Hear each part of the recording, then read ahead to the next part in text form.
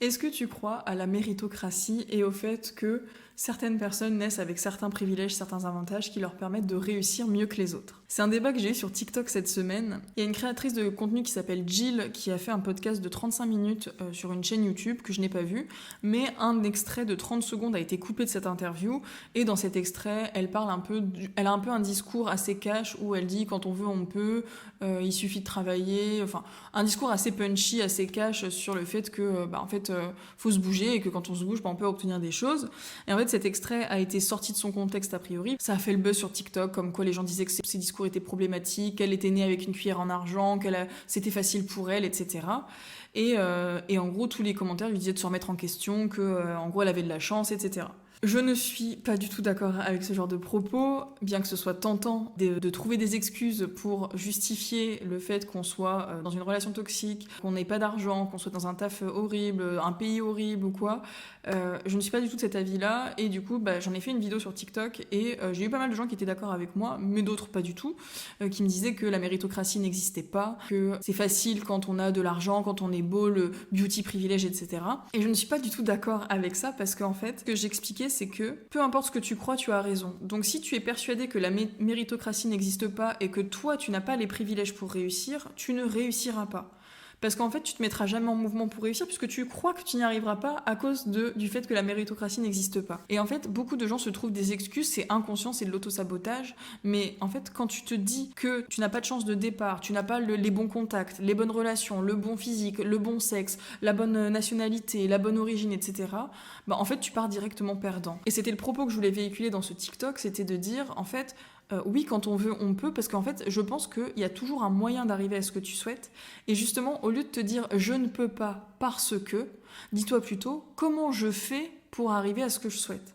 Quels sont les moyens qui se dessinent à moi pour arriver à ce que je souhaite? Et en fait, c'est fou parce que, je suis dans l'état d'esprit, le mindset, le coaching et tout, donc évidemment que c'est des formations que j'ai faites et que c'est un état d'esprit que je développe depuis des années, mais je trouve ça quand même dingue, dans la société dans laquelle on vit aujourd'hui, avec les informations qui sont gratuites, les réseaux sociaux, l'environnement dans lequel on grandit, je trouve ça quand même dingue de ne pas réussir à se sortir de situations qui ne nous conviennent pas. T'as quand même accès gratuitement à YouTube, à Instagram, TikTok, tout ça c'est gratuit.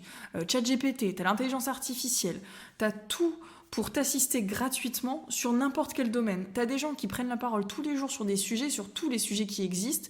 Tu peux te former gratuitement, tu peux acheter des formations, tu peux te faire coacher. T'as des gens qui démocratisent la thérapie, le coaching, coucou. T'as plein de moyens de développer des compétences et en fait je trouve ça fou qu'aujourd'hui on puisse se dire je n'y arrive pas parce que je suis une femme, parce que je suis trop jeune, parce que je suis trop vieille, parce que j'ai pas d'argent. T'as tellement tout qui est possible de faire aujourd'hui et tu peux te créer toutes les possibilités que tu souhaites. Et c'est cet état d'esprit que j'ai envie de te transmettre dans cette vidéo, c'est que tes croyances, elles déterminent tes résultats. Si tu penses que tu n'as pas de chance, que t'as pas assez d'argent, que t'es pas assez beau, que t'es pas assez belle, que t'as pas assez confiance en toi, etc., tu pars perdante, c'est game over, t'as même pas besoin d'essayer, en fait, t'essayeras même pas parce que tu te conditionnes toi-même à l'échec. Alors que si tu te dis, qu'est-ce que je veux faire? Comment je peux y arriver? Quels moyens je dois déployer pour y arriver? Qui peut m'aider? De quoi j'ai besoin? Quelles compétences? Quelles ressources, comment je peux faire pour les obtenir, qui m'inspire, qui peut me former, de quoi j'ai besoin en fait pour arriver à mon objectif. Donc ça c'est la première étape. Et de deux, quand tu doutes d'atteindre un objectif, demande-toi est-ce qu'il y a quelqu'un qui, avec les mêmes points de départ quasiment, a pu réussir à faire ça. Et je suis sûre que tu t'identifies à des gens qui ont ton point de départ et qui sont quelques pas devant toi, mais qui ont eu ton point de départ, qui partent de zéro et qui ont réussi à bâtir ce qu'ils voulaient bâtir. C'est tellement facile de juger quelqu'un qui est au sommet, qui a bâti sa carrière, etc. On se compare beaucoup à ces gens-là en disant qu'ils ont eu de la chance et que nous, on n'en a pas, mais on oublie de voir tout le parcours qu'il y a derrière. Et aujourd'hui, j'écoute beaucoup d'interviews de personnes qui ont réussi, ça m'inspire énormément. Le point commun de toutes ces personnes, c'est leur état d'esprit. Et ça, on ne me l'enlèvera pas. Je regarde des interviews de tous les horizons. J'ai écouté des sportifs, des scientifiques, des top modèles, des actrices, des chanteuses, des célébrités, candidates de télé-réalité, des entrepreneurs, des CEO, des multimillionnaires, peu importe. ils ont tous le même état d'esprit.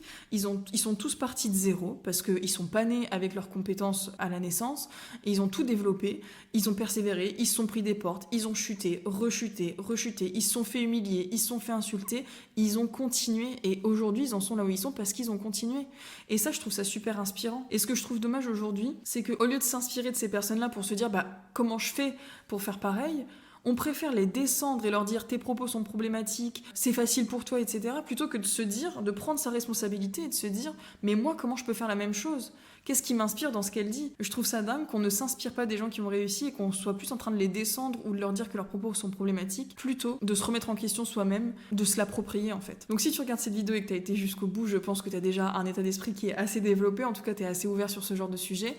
Je te souhaite vraiment de développer ton état d'esprit et de continuer, peu importe tes objectifs, peu importe ce qui est aligné avec toi-même, de vivre ta vie qui t'inspire et vraiment de continuer chaque jour à nourrir ça, à te remettre en question, à avancer, à apprendre, à chuter et apprendre de ces chutes et de continuer de célébrer chaque jour, chaque victoire. Vraiment, c'est trop bien et je pense que c'est le meilleur moyen d'avoir une vie qui est alignée avec soi-même et une vie de kiff, une vie où tu grandis, où tu évolues, où tu t'améliores. Et je le dis très souvent, mais moi, mon moteur, c'est de me dire que sur mon lit de mort, je ne veux pas de regrets. Et j'agis chaque jour conscience de ça. Et ça m'aide beaucoup. Hors de question de faire la victime ou la ouin-ouin et de dire que je ne peux pas réussir parce que... Non, c'est comment je fais pour réussir. Et je ne lâcherai jamais.